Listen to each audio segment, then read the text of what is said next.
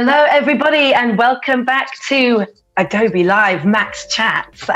It's so exciting to be here today. We're right in the middle of our biggest conference of the year, and we have another great guest lined up for you. Welcome, Will. Hi, what's going on? How are you? Hey, I am really good, thank you. We've just had such a great stream with Toby covering photography and all of the updates that we've seen that have been announced at Max. What have you managed to catch out of Max so far, Will? I've seen the first keynote as I've been preparing for this one, and it's insane. I've also seen some of the new things in Adobe XD. Is it that it's like the 3D access that you can change inside of Adobe XD? That's a really neat feature to have, and it's something that I really want to play around with. Yeah, I mean, there's so many things that they've announced that I want to play with, and now I'm thinking, how can I book out time in my diary to play with all of these things? I know, right? And get it done, right? There's so much. We're chatting live in Behance today, and thank you for joining, everybody. I really hope that all of our community, everybody that's watching, you're all registered for sessions, you're attending them all. We have sessions following the sun, going from EMEA to APAC to America, North America. So there's so many sessions. And of course, if this was live in America, then you'd be running around, the big auditorium trying to get to different sessions. And because it's online this year, it means that we can just attend so much more. And I'm very excited for this Adobe Live because we're in Fresco. And so, Will, what are you showing us today? What kind of things have you got in store? Well, I'm going to show you some of the new features that I've been using because I've got the pre-release version, which is always a nice thing to have. Basically, I'm going to be showing you my hand lettering compositions and how to do them. Very easily create a composition within a few minutes. I've got something already there. But then I'm going to show you probably my favorite feature inside of Fresco. And I'll just leave that to be a little surprise because I think people will freak out when they see it. Yes, there's so many. I've seen some of the updates and I'm like, oh my goodness, knowing that we had this session booked in, Will, I was like, yes, I'm going to get it all on Adobe Live. And if you've got questions for Will today, get them in. We're chatting at behance.net/live. I can see our chat is already very busy. I can see Emma there, Tim, Gareth is back, Jackie's in the chat as well, Andreas. So as I said, any questions, honestly, get them in today. We will answer them for you and draw along with us if you want as well. Yeah, cool. Shall I get started then? Definitely. Lovely. So Adobe Fresco, cool thing about it is when I'm doing hand lettering compositions, you have to be quite precise. So what I need to do is create shapes to create the words. So the first thing I'm going to be writing out today, or hand lettering, hopefully, if I can do it in time, is "You are 100 billion times better than before," which is a strange one. But for me, going to Max and learning different things and seeing the new updates and software, it's going to make me 100 times better in what I do, more efficient in every way. So I thought it was quite apt to write this one out today. So the first thing I want to do is create a symmetrical composition. And inside of Fresco, you've got these things down here, which are guides and like drawing aids, they call them down here. And you can change them. So the cool thing about it is you don't need to just use a ruler or sketch out a circle. You can create proper, symmetrical, exact shapes that you need. And this is great for Fresco and great for hand lettering. So what I'm going to do is I'm going to start to create up here some line work. And this is going to be my guides to my lettering. And I'm just giving you a little preview here of what I could do. So this is like the first banner up at the top. The next one I'm going to do is a square.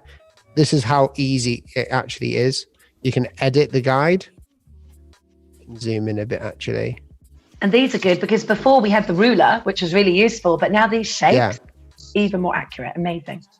Well, that's it. You can just create squares perfectly like so. I'm going to go ahead and mess around with this a little bit more. I'm going to create a big one. So we can edit these guides and shapes however we want. And all I'm doing is these are the boundaries for the lines and the lettering. And this makes it so much easier to create your lettering symmetrically and beautifully composed. So I press done there, and just with the pencil, I go along it like that. Then what I can do. Oh, sorry, Will. Stuart asked, is that locking into the shape? So as you're drawing, is it pulling that into the shape? Yeah, so I can draw outside of the shape, but then I can, if I just go near it and start, you can see there, I can start drawing in the shape itself. So it makes it a lot easier just to create perfect shapes. And this is something that I've loved about Fresco for a while now, having these abilities to create perfect shapes. I do stop sometimes when I letter because I concentrate. So if I don't like finish my sentence, remind me. No worries. But here we go. Create some more things like this, and we can change these as we go along. What I'm going to do for the last one down here is, instead of creating more, I want it to be symmetrical down here from what's up here. So I'm going to bring up the lasso tool, and I'm going to quickly select this, which is on the layer.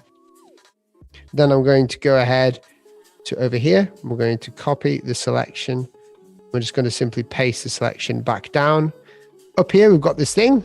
If you can see that button that I'm pressing, this flips it. That flips it too, but we're going to flip it vertically. We're going to hold the touch modifier here, bring this down.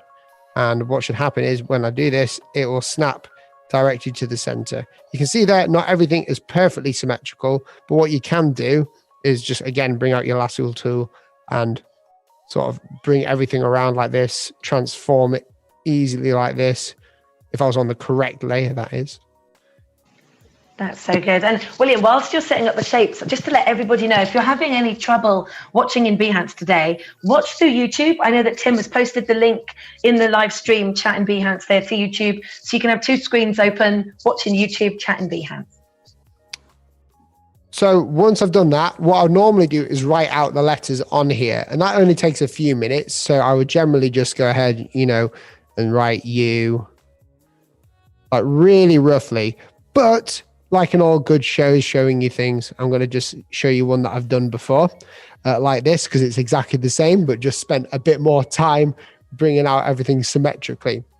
So once I've done this, I've basically just chosen two typefaces.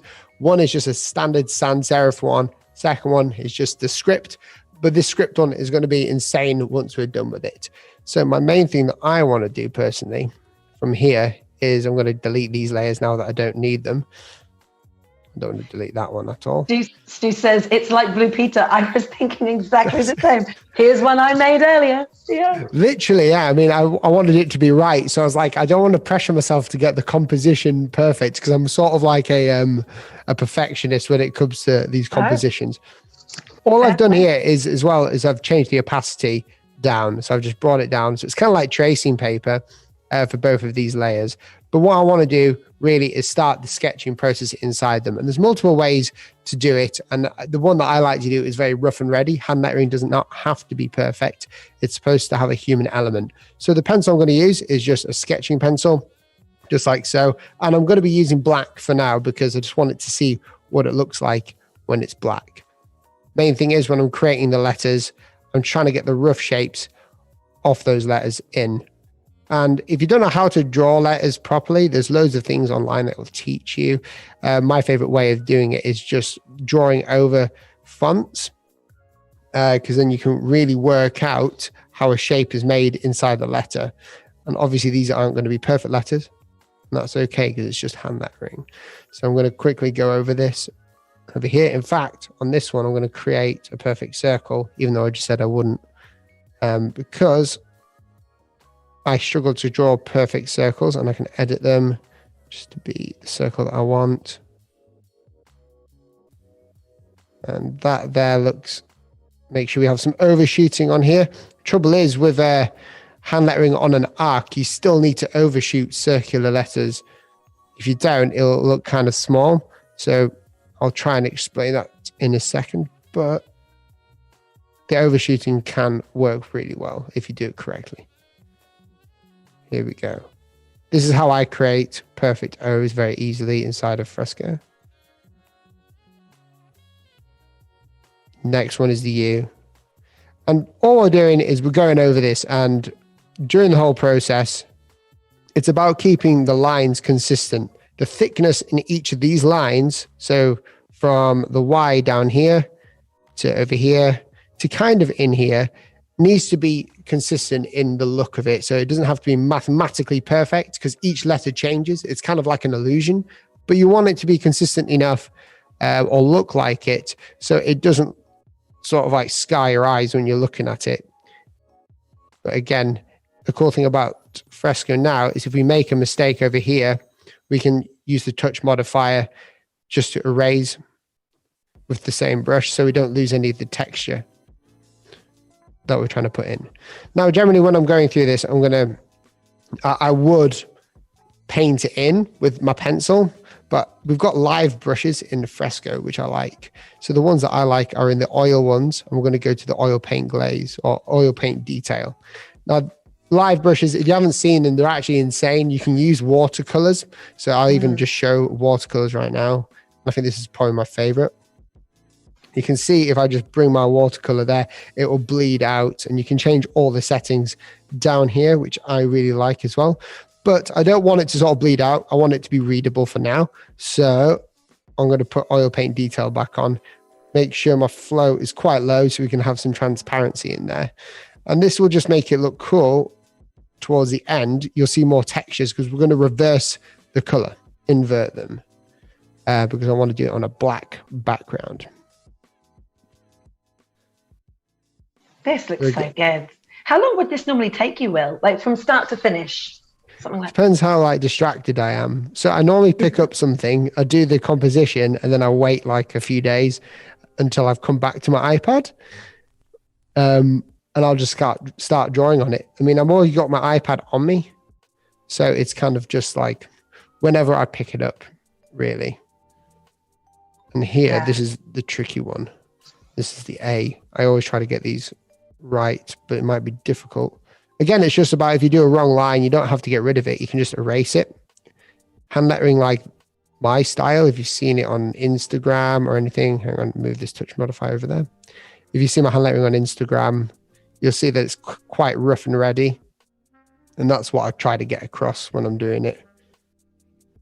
I tend to draw in the vector brushes just so that once I've done my design and I kind of group different areas, I can enlarge it. And so that, because sometimes you can see that the pixels. Yeah, that's it. I've used A4 paper here, but because I'm posting this on Instagram, if it's a client project, I would do it in a huge like file. So like a huge like resolution, which is what I would normally do. But if it's on Instagram, I tend to just go for the standard one because it doesn't matter too much then about the resolution of it because it's going to be seen on small devices anyway. But yeah, it's a huge point. Using vector, you can go over this in vector after using the vector brushes, then bring it to Illustrator, which is something that I do quite a lot actually.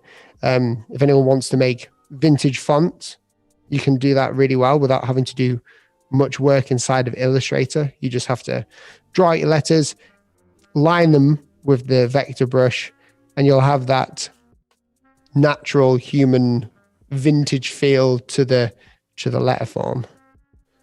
So there we go. Here's the first line here. And again, I'm being quite quick with it, but it's okay because you can always just change it later with transform tools. Okay. Julia says in the chat, I feel like if I would start lettering, I would be even more of a perfectionist than usual. I'm with you, Julia. I spent ages just saving bits off to make them look perfect. Like using these shapes as a template is winner all the way. That's it. And it's just the guides down there, and it makes it super easy and cool to do. And especially if you do hand lettering on like paper, it could be soul destroying sometimes because if you do this arc here and you go too far over, such as here, this is not exactly perfect. What I can do is I can select what I've done. And from here, if I just get it to, hang on.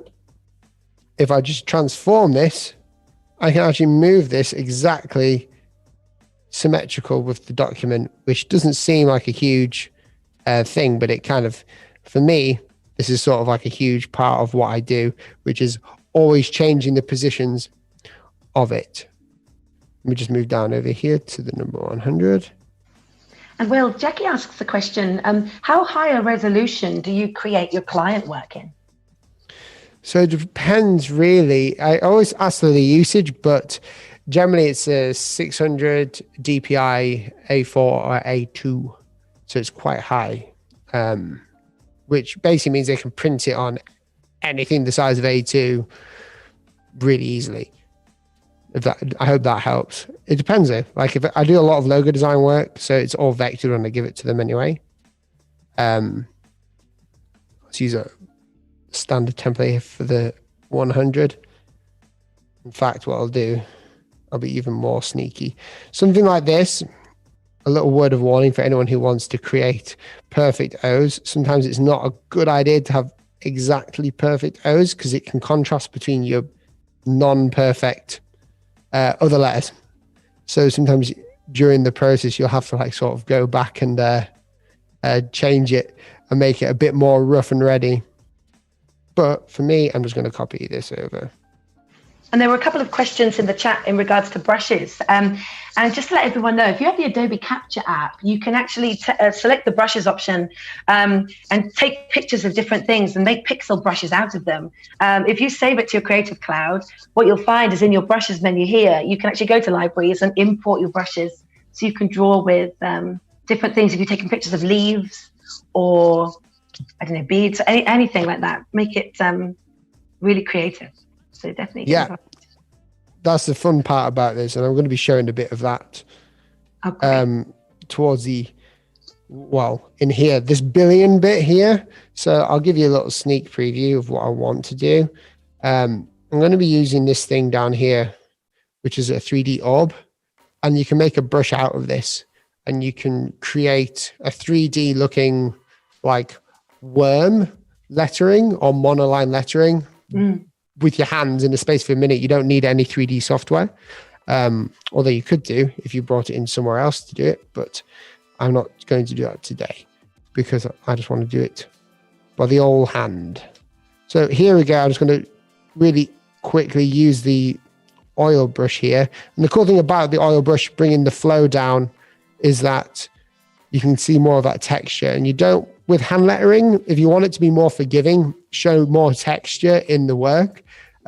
Therefore, it doesn't look like it's computer generated and people can see that. When you try and make it look too perfect, for instance, you can see how cool those O's are or those zeros. It looks a bit too perfect for my eye. So what you would have to do is go ahead and like rough it out a little bit towards the end in a real project. Here, you can notice I should be using my like rulers, and a lot of people will be like, why don't you just use your rulers to create it like absolutely perfect? If I started to use my rulers, then every line is going to take forever. And the whole idea for me to do this is just be rough and ready and change it as you go. People like this sort of hand-lettered look. I've been there with the rulers. It takes some time. That's it. If you're creating a typeface or a font, then go for the rulers if you want it to be clean. Because the great thing about Fresco as well is not only you can create paintings and everything else, you've got all these rulers there for precision. And if you want to be a type designer, someone who creates typography, then it's a huge part of it is precision and having lines perfectly scoped out and placed, everything being consistent. And you can do that inside of Fresco. Same with logo design. If you like to sketch out your logos, perfectly, then trace them into Illustrator, you can do that inside of Fresco as well. So you've just answered a question from Dave. Hi, Dave, by the way. And he said, would you recommend for beginners that you trace images? Yes. 100%. Yeah. So it's called backward engineering. So I hate the word self-taught, but everyone uses it. So I am technically a self-taught designer where I learned from online, and then hand lettering I learned from books, and then basically just taking old vintage lettering, drawing over the top of it, seeing how they did it. And then once I learned the sort of muscle memory and my brain sort of connected with the work of it, I could do it myself. So I could just create these really scribbly little lines and then draw over them. And yeah, that's basically it. But the main thing about hand lettering is don't worry if it looks bad. I mean, this doesn't look like 100% the best, but the idea of it is that it's got a human element. So it's all about having fun. If you stop having fun with it, stop drawing until you get the craving to go back and basically draw a bit more. Something about the letter E, all these letters are a bit strange, but the crossbar here on the E has to be thinner than this part. So this part thinner than this. It just optically looks nicer. And also if you didn't do that, it would kind of look a bit strange, surprisingly enough.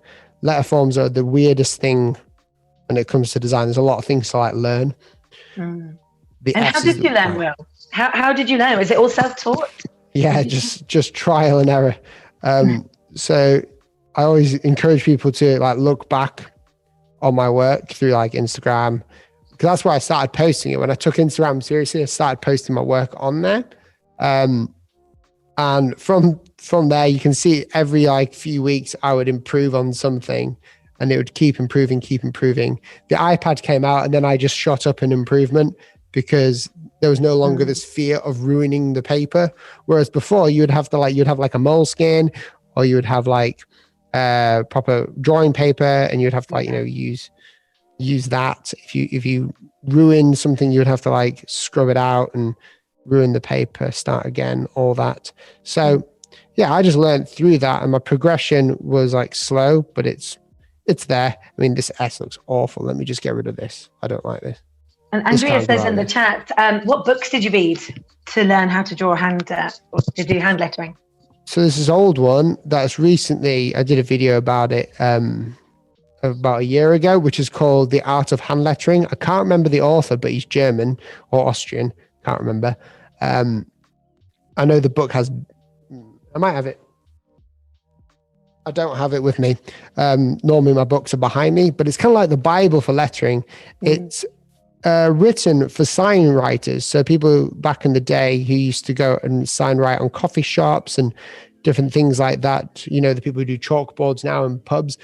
Back when it was like a huge thing, and there was always a sign writer in the town with an apprentice. He wrote this book to teach all about it and how the letter forms work. And there's a lot of drawing in that book, and it's such a really helpful tool and a resource for me. And I'm stoked that I found it, because after I found it, it seemed like everyone else found it, because it was that good. The book was just like helping, even with the letter S, it talks about creating the bowl here to be a bit wider than down here.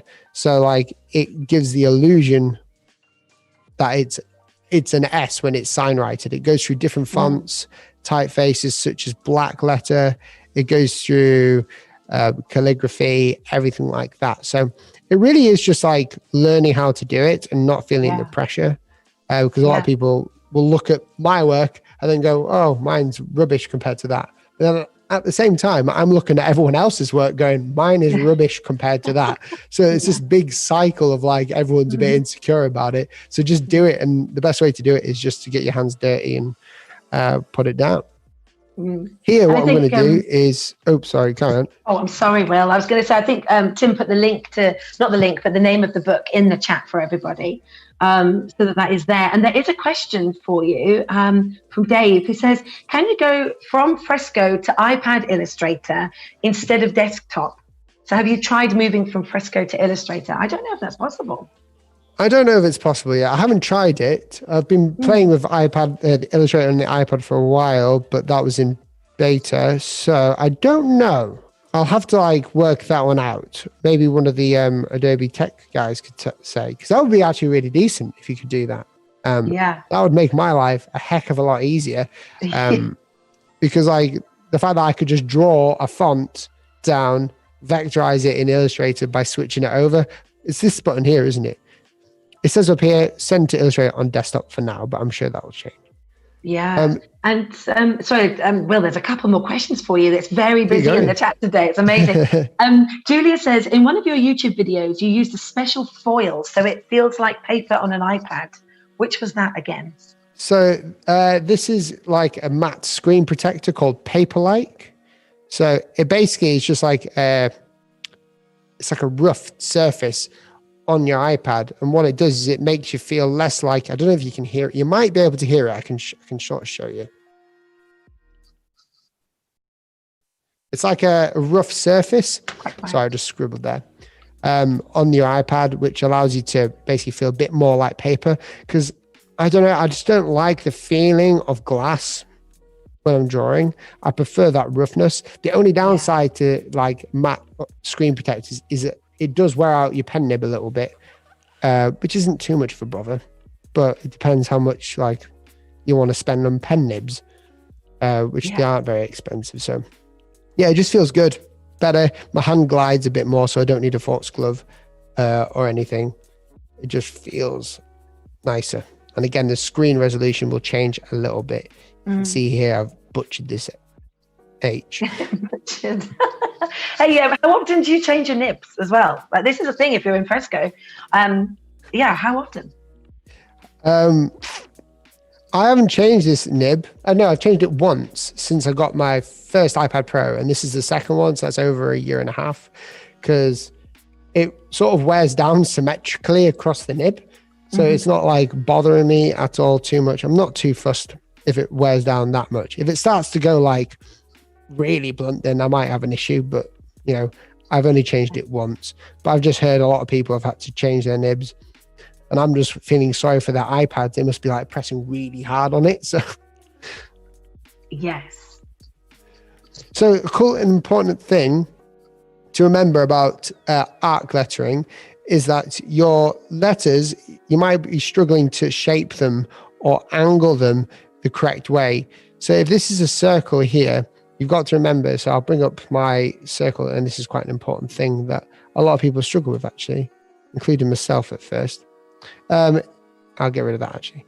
This has basically got a center point. So the center point is directly in the middle of the circle. So all the lettering should be faced towards the center point, basically. Obviously, that's not the center point exactly. It'll be up there. So everything has to face towards that center point to be correctly on that arc. So you can do it by literally in Fresco, if you wanted to, get your ruler, find your center point. Just create a new layer here. So find your center point. If it will let me, there we go. And then from here, you can work out exactly, and you can see I've gone a bit wrong here because the circle is probably over there. I can work out exactly the angle and where is up for that letter. I don't know if that helps anyone, but it used to kill me not knowing how to do it correctly. Great tip. Really good. Cool. So I'll carry on here. I was going to ask you what your favorite brush is in Fresco, but I think you said watercolor earlier, right? Yeah, it's between that and the filbert, the oil one, which I think I will be using. I've been trying to work out. I don't really do backgrounds with my lettering. The only background that I do is on a piece of like a mock-up, so of my hand drawing, to give it that sort of realism. I always say that the presentation of your lettering is just as important as what's being lettered. And I found that by just changing what I presented, like on what the lettering was presented on, got me more engagement online. And it's the same in everything, isn't it? But I found, I want to do a background today, so I might have to give it a go. And I know I'm going to be reversing the colors here very soon. That's an awful B. Let's change that. The main thing. Carry on, sorry. Oh, I'm sorry, Will. Michael asks you, do you slightly flare the base of the letters when you're writing on an arc? You can do. I mean, so I know what you're talking about. I'm guessing you're talking about this. So there's like a tiny flare of the letter. I mean, it depends. If it's serif, then yeah. So you can have like something like a sans serif is weird. So like, it's not got serifs, but it's just hinting towards having it. And serifs are actually created with a tiny arc. So like there's a tiny little dip inside it, which is hard to see to the normal person's eye. But you can exaggerate that. So you can see here for this B, I can exaggerate it by doing it on the E. So there's a slight curvature in the middle. Hang on, if I can get this right. Like here, so it sort of flares out at the top and the bottom, which hints towards a point. It depends. That makes it look more old. So normally if I'm doing clean letters like this, I'll just generally not do that and not worry about it. But today I'm really just showing you the baseline of like creating the letters. And then afterwards you can go through with the eraser and just like erase certain parts of the letter form to to refine it. So I'm not really too fussed if I make a mistake right now because we're on iPad. But don't make the same mistake on paper. Yeah. It's so good on the iPad. Honestly, it's one of my favorite things to do. Get a cup of tea and sit down on the sofa, get the iPad and the pencil and just start drawing. Well, that's it. No matter what it is. I'm not going to use that. I'm going to do this freehand. I'll now answer a question for you. It says, what according to you is more important in an illustration, the color or the design? Design, definitely. So composition, really. I'm not really like an illustrator. I do a lot of lettering, but mine's all like functional stuff. So it's kind of like all letter form. So I guess that is illustrator, isn't it? I mean, I struggle with what I define myself with when it comes to work. I'm a bit of everything sometimes, but I think, for me, definitely, if it works, because I come from like a logo design background. So like I do a lot of logo type design, and that means that I work generally on black and white. So I make sure that it works on black and white. So it works like this. It would work on like, the negative color. Then I can add more color later. So if I wanted to, but you can see from my past work, I don't really add too much color, which is something that I'm trying to work on. Because I like, the pencil look, but today I'm going to be adding a background. So I'm going to see how that goes. It'll be a little experiment for me to add a background to the work that I want. It'd be good to see. It's exciting, isn't it? There's just so many possibilities. Oh yeah, there is. That's the cool thing. And sometimes it's too many for me. So the biggest thing that I do, as well as just staying in black and white at the start, I'm not distracting myself with what could be in colors. It's just like a more of a natural progression. The more you give yourself like the option to do something, the more likely you are to be distracted from the main thing, which is the actual type, the lettering, the letter forms. You can see here, like my actual pencil brush is really thick because I'm not really caring too much about the finesse of it right now. I'm just sort of trying to create the way that it could look. So all I'm going to do now is really quickly paint this through. And that could just be me. Oh, I'm sorry. Yeah, Tanaya asks you in the chat, can you show some cool features with the new hand gesture tool in Fresco? Is that something you're going to cover today, or is that? I haven't got that covered. No. That'll be another session, Tanaya, for sure. Yeah, I mean, the cool thing about this, and the one that struggled me the most, is if I covered every single feature that's new in Fresco, it would probably, I'll be here for the whole of the day. Because there's so many different use cases for them, and I'm sure someone else like cover that. But the main one, I just had to do it. I was looking at it and wanted to show everyone, which is, I don't know, I can't remember the name of it, but I'll show you. It blew me away when I saw it, and I wondered why no one else is doing it, because it really does help creating concepts. There you go. I'm just rambling on now because I'm just drawing. No worries. And for us, we've got so many other sessions. I know that we're back on again with more Max Chats tomorrow in the UK from 10 a.m. And so there's definitely more sessions where you can see some of the other updates that are coming, and we'll be chatting about it all on this channel. So come back for tomorrow for sure. There you go. Tim's showing the agenda for you all. There you go. Fabulous. There's a lot of talented people doing stuff out there. Hey, this is a good question. Sebastian asks, how can you make money out of lettering? Oh, easy. You can make typefaces and fonts. You'd have to learn how to make a font though, which is quite easy. There's a program called Font Self that can help you do that. And that works within Illustrator and Photoshop. Another way is client commissions, which are fun. Another way is selling your work on apparel, so like clothing and stuff. There's so many different ways. There's not really one way to make money on it. You could become an influencer, although I hate that word, and get companies to sponsor a post, so you can do a post for them. There's so many different ways you can do it. You can sell what you know. So for instance, no secret, I do teach this online. So I kind of sell that to people, and people want to learn how to do it. It's why people are here. So you can teach other people, make money. There's so many different ways. You just got to sort of think a bit outside the box. All right. So what I'm going to do now, I'm going to bring these two layers back up together. I'm going to merge this one down. I'm going to do something risky. I'm going to change the color of my lettering. First, I want to change the background. So let's go ahead and create a new layer. I have got some colors. I like autumn. So I'm going to use the paint bucket tool and just do a pixel background here. And I'm going to reverse these colors background. And the way that I do it is I create a new layer on the top. I'm going to go to my white. Where's my white? I might not make it pure white. I might make it just like that. Then I'm going to put that over the top, and I'm going to not create a new layer like that, but I'm going to go ahead and use a clipping mask to do this. Just there. I'm going to create a new layer. So all I've done there is the white layer is just showing through the typography down here because I want to create it in a white setting. Now, the coolest part, which is the one that I enjoy the most, I'm going to go ahead and choose a different brush here. We're going to go to the basic one, hard round.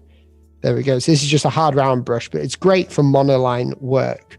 I showed you this orb earlier, which is down here.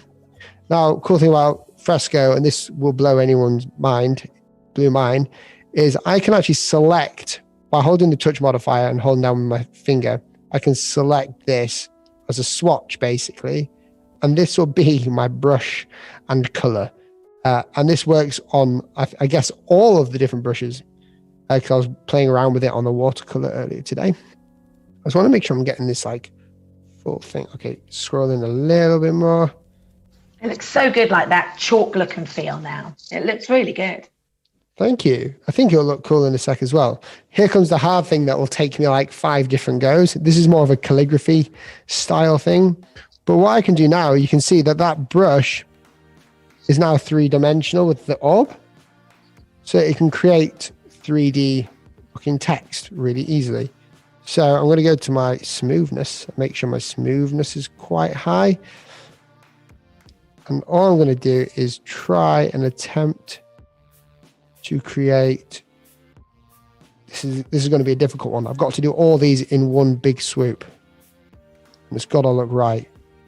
So my smoothness is high up. Nope. Because you'll see the stop points because it's 3D. Yeah, you'll see where it's where you stopped and carried on. Nope. And because I'm a logo type designer, this is going to be really hard of it to get it wrong because I'm always like looking at anchor points all day. So I'm going to be seeing things that maybe will look all right. So I've just got to pick one and do it. But the main thing is I can't stop. As you said, the stop points will be seen. And I've not chosen the easiest way, but we'll do it. You're there. Wait, I'll scroll right in. So I don't mind it on the O too much. I don't mind the stop point there.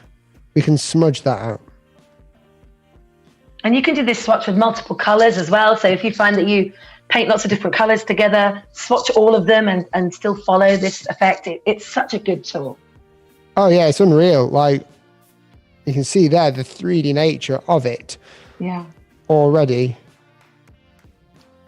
Your handwriting is so good. Thank you. It's actually like my normal handwriting is terrible. You can see it from behind on the board. But when I try, my calligraphy can be all right. So there we go. We got that there. Now, the next thing I want to do is I'm going to create some little dots everywhere.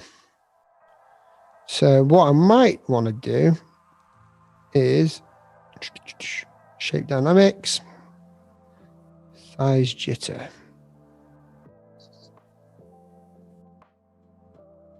So I've just increased the size jitter. Maybe I increased it a bit too much there. But you've got all these different things that you can change here. And I'm just creating some dots. If you're struggling to like work out what to fill, you can like use different features inside of Fresco to create like, I don't know, I think Kyle showed it yesterday with leaves, those vines, and you can Yeah, do yeah. them all the way around. For here, I'm just like randomly dispersing dots. So it looks like orbs basically. So we've got like a 3D element with a 2D type, which is what I'm trying to go with here. And wait a sec, we'll get this done. What I want to do as well is hide the back layer. So that's like one of them right there. I kind of like that. I need to hide this layer here too. Or I kind of like the layer there. It gave a bit more of a shadow. What I'll do, it looks all right, doesn't it, with that layer? So it's all about just playing around with it. I'm going to transform this layer actually.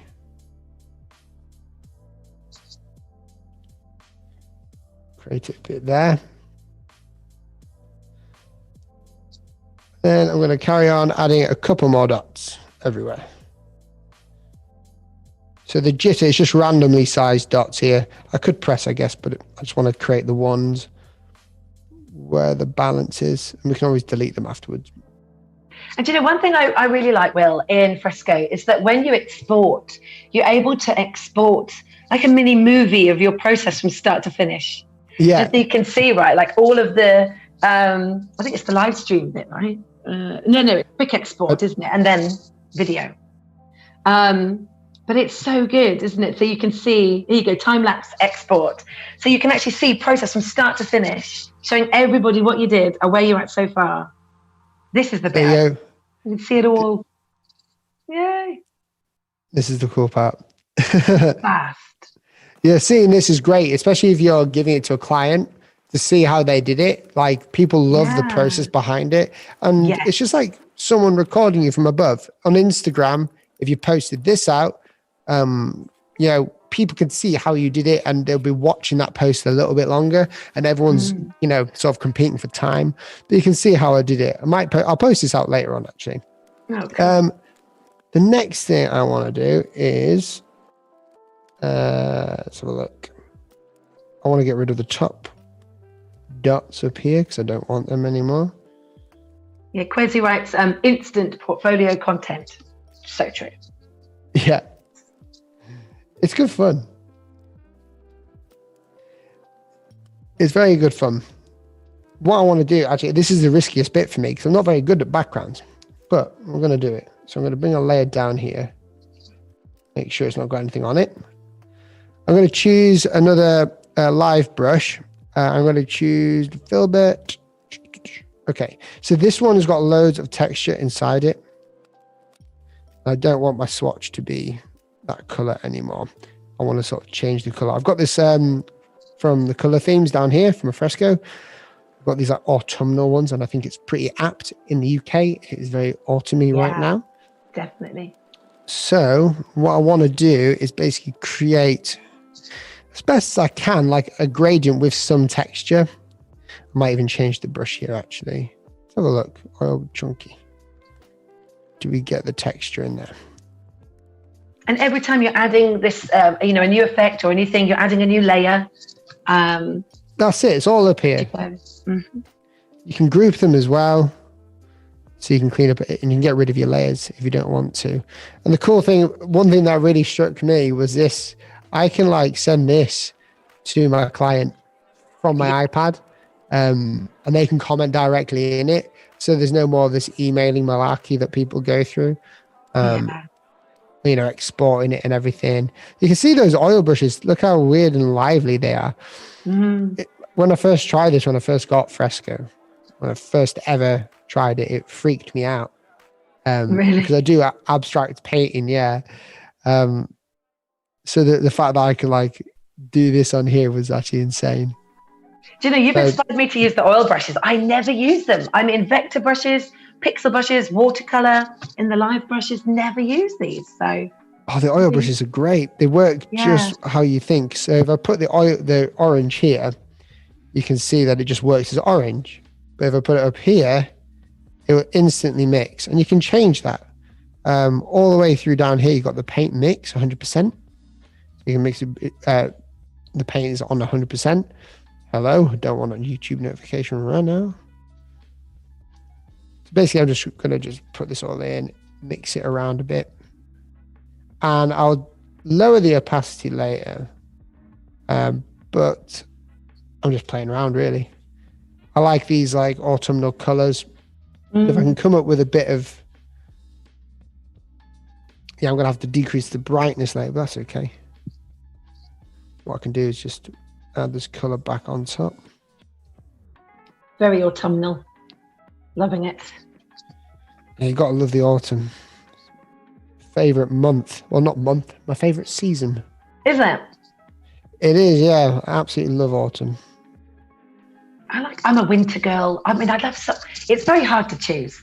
But no, winter for me is, if we get snow in the UK, get in. Yeah. I do love it. Here's the smudge brush, actually. Yes. So the smudge brush is really cool. You can choose from all your brushes. So like literally all of your like normal pixel-based brushes.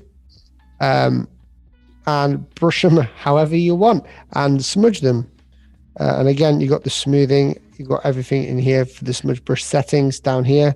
You can add your pressure curve. Because a lot of people use pressure curves to make the work a bit better. My hair's going a bit crazy.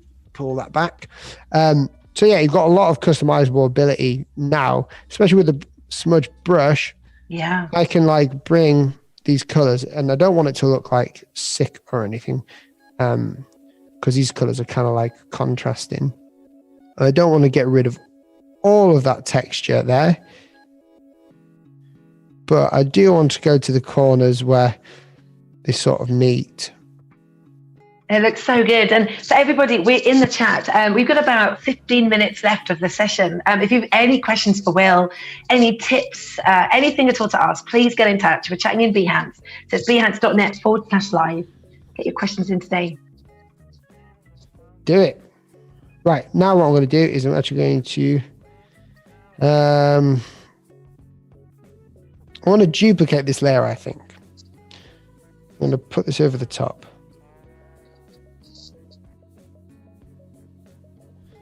I'm going to play with some of the... That's pretty cool, actually. Hang on. I'm just like learning myself here, the cool things you can do. That's a bit too much. That's pretty cool. We'll do normal. So I don't want it to be like too bright of a background. So I still want to have that sort of darkness in there. And I can bring this into Photoshop afterwards as well, change the curves, all of that. The next thing I could do, because like with lettering, you can keep adding and adding and adding. It's never like a one-stop shop where that looks cool. I mean, at any point here, really, now I could just post this online. But there's always stuff that we could do. We could add more 3D effects to the lettering. So for instance, let's do it in time down here. I'll add a new layer just above. Hang on. In fact, what I'm going to do is I'm going to merge that down. So that my lettering is white. Create a new layer. Use a clipping mask. Change the color. We're going to go to the darkest green. And I'm going to choose a charcoal brush, which I like. And Will, there was a few questions in the chat. Dave asks, do you have your own lettering book? As you mentioned that you put your tutorials online. You do? I do, yeah. So my hair's all crazy. But it's called Calligraphy in 15. I wrote it a few years ago when I was 22. And yeah, it just talks about calligraphy, hand lettering. And I've got this little thing sticking up, but it's really annoying me. You're all good. But this, it's a Calligraphy in 15 book where you learn 15-minute drills for lettering and calligraphy. So it's a bit different lettering and calligraphy. Main thing is calligraphy is drawing or using a pen to get the effect. So like, Gothic effects and stuff. Lettering is where you draft it. So what I did today was mainly lettering. But this bit, the billion bit in the middle, was technically calligraphy because I used the pen to create the effect. So yeah, I hope that helps. But the book is all right. But you can see it on Instagram and everything. I've got nothing to hide. Amazing. I love it. And there was a question about groups. I know that we did discuss putting your layers into groups. I think Catherine asked the question in the chat. Was it Catherine? And yeah, I mean, do you find that you do group your layers before you export, or do you just export it? After. So like if I'm doing lettering, I'll try and just get everything sorted. So I won't bother with my layers at first. And then what I'll do is before I put it on Instagram or export it for clients, I'll have it all ready, and I'll either group them or name them, because sometimes there's not this many layers in my work. I just like have a few, or even I merge them, because there's never a time where I like basically would need to not merge them. So like I just merge them. So I would never, it's quite destructive doing that, but it works. It was a good tip that we had a Fresco session last week with Rachel Presky, and Rachel mentioned to name all of your layers, because if you're going to export this into After Effects or Photoshop to add some animation, then having them named will set you up for your next stage. And I'd never named the layers before, so that was a good tip that I picked up. It's a huge thing. It's a huge thing, because sometimes when I do these, there's another designer that's going to be changing elements of it or animating it. So the layers have to be named to help that guy, but also you can add information into the name of the layer, like do not scale too high or something like that. A sneaky little message as the name of the layer. So yeah, it's good to name them. If you're doing it for Instagram, I guess for me, I'm sort of, unless it's a client project, I'm just very easygoing with it. Maybe a bit too relaxed with my file sorting because they're kind of everywhere. But yeah, like all I'm doing here is basically adding some 3D-ness, some depth by trying to cast a light on here. And I might use a smudge tool, in fact, actually, to create a bit of this effect. These are a great new thing. Like this smudge tool, I want to have a play with this for sure. This is something that, this is good. It is and cool. There is talk of Fresco on the iPhone. I haven't got there yet, but that would be great. Yeah, it's really good. I've tried it. It works like surprisingly well. Like not in a bad way, but like the phone's quite small and we're all used to big devices. It does work. Like, and you can draw on it. It doesn't feel cramped. It just feels good. The whole UI has been done very well. Nice. So I'm trying to work out whether I want to smudge these. I guess I will, because I can leave the texture on them, but I think it would just be better if I just smudged it ever so slightly, but not too much. I saw that Jackie asked a question in regards to the export for comments and sharing and collaboration. And the question was, does the person that you're sending it to add comments, do they have to have Fresco as well? And I don't think they do. I think it sends them an email. Yeah. And they can comment through that. It's a link. Yeah. They send them a link. Thank you, Tim. Your voice scared me there, Tim. You all can't hear, but Tim is the voice of God. And, Tim's got a great voice for it. So. I am the voice from the behind the scenes. They can now hear. So yes, you can send a link. And you don't even need an Adobe ID to give feedback. No. Thank you, Tim. That's really good to know. That makes it a lot easier. It does. Especially because clients normally are quite busy. And you can watch my session if you want to see it in action. Okay, bye now. Goodbye, Tim. Thank you, Tim. Yes, we've only got 6 minutes left and I can't believe it. The time has flown by. And as I said, everybody, please make sure you're registered for sessions. There's so many things that you can attend. If you're starting from scratch, changing your career, wanting to get creative, Adobe Max is the time to do it. And we've got content following the sun. So just join, register for the sessions, It's good fun. I've registered. There's so many speakers. I'm looking forward to it. Yeah, same. Just so basically, I don't know if you can see the effect here. Sometimes it can take me a bit of a while to do, but I'm creating like a depth effect to the tops of the letters. And this is a really easy way. So basically, I just start out with a corner. I use the charcoal brush.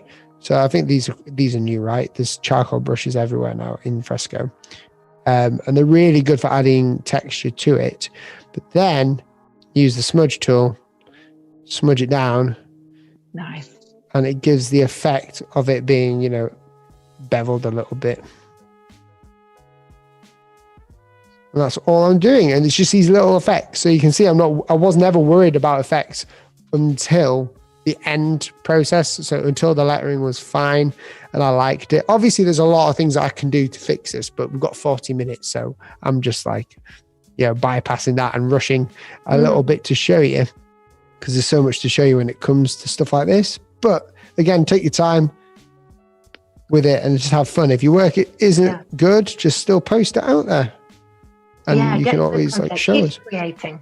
Definitely. And then what tips would you give, Will? Like if you've got people starting with Fresco that are going to get an iPad, install Fresco, they've got their pencil ready. What do you recommend? Where should they start?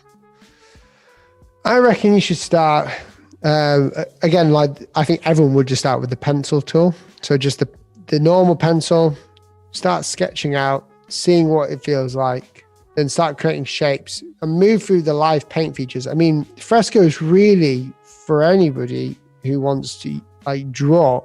You can draw digitally if you're a digital artist because of the vector brushes you can see here.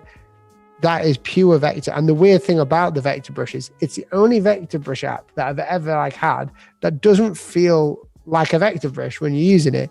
It actually feels just pretty smooth. That's hard to explain, but if you've ever used a vector brush app before, it was kind of like, and it didn't really feel like a normal brush would. So I would just give that a go and just explore around, create some illustrations, take one of my drawings, put it in there, draw over it, see how I did it. And then always remember, you can always basically edit stuff out. Like here, I can use the touch modifier, and when I erase with the same pencil that I drew this in, it will keep that texture of it. So there won't be any of these hard lines. It will all be just very much. Yeah. And I think with the vector brushes, they're really responsive, right? So the harder you press, the more ink comes out. So I always find that really interesting if I'm using the vector brushes to keep a light touch all the time. It is very interesting, actually. It creates a new layer for you as well automatically if you see there. But there's so many of them. You can actually do this and so many different things you can do. I'm just playing around here now, but hey, this is a good question. Sean says, can you smudge a vector brush? Question, let's have a go. Yeah, let's see. How did I not even think of this? This is why Fresco is can't it says can't do that. I mean, if there was any way, I think it's impossible but if there was a way, that would be genius because it would just be unreal. So you can see that with I need to add a bit down here for the M. Hello. So you can see it's all beveled and extruded. It just adds a bit more interest to your lettering when you use it correctly. Just like so. And I'll leave it with that full screen for you so everyone can see. I think that is I could keep going forever really and just change it, modify little bits of it and, add different textures. I could even repeat this whole pattern all the way around. But, there's got to be a point where I stop. Otherwise I'll just be working on a project. You can see here the texture of the oil paint that I used, the canvas background from the background brush. So that's the thing that you don't see. It looks quite pixelated probably on your screen, but on my screen I can really see the oil being pushed around inside of the letters and on the canvas as well. So I didn't even have to do anything for that. That just happens automatically with the live brushes. So yeah. Well, Will, it has been amazing. Honestly, you've given us some great tips today. You've produced this really great piece of art in an hour, and the hour's flown by as well. Any leaving tips for everybody that you should leave people with? We don't have time for tips. Thank you for joining, everyone. Will, thank you for joining. And we'll see you all again soon. We're live again tomorrow. Max Chats, 10 a.m. tomorrow, UK time. Thanks for joining, everyone. Thank you, Will. See ya. Thank you. Bye.